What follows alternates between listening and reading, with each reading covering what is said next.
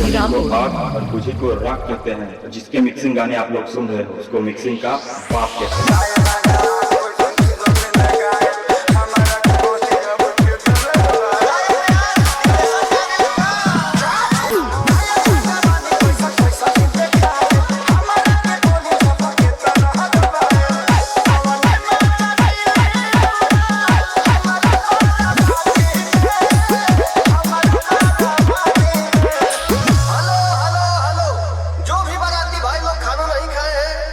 दुआर पे जाके खाना खा ले। ए भाई ये गांव के हुआ। हाँ हाँ ये का करे के बा बोल अरे रहा तो करे के काम बरतिया है लिया वो खाना खियावा। हे भगवान तू कैसा दिन देखो लो हमरे के। अरे छोड़ मन कोनी चला चल बोतल लिया बा।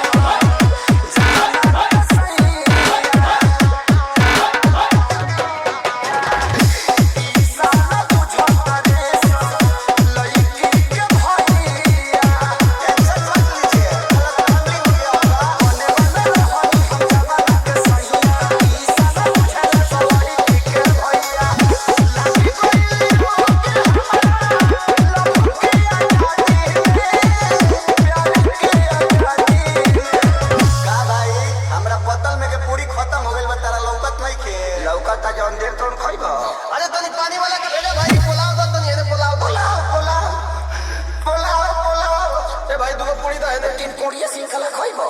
ई कौन आइटम है यार? आज बात चला के करता अपने लफड़ के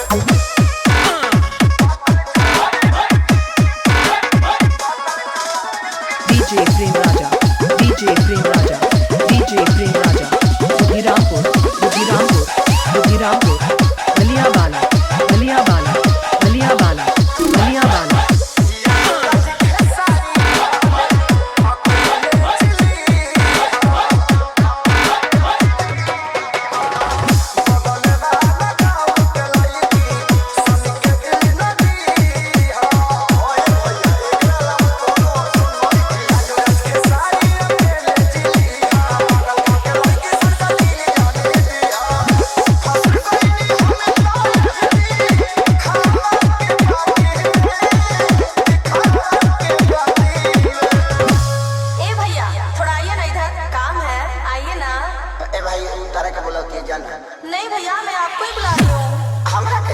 हाँ। का भगवान अब कतना बुरा दिन ले जाइबा हमारा। आ बता दी आज बोतल चला के पड़ता अपने लबड़ के से।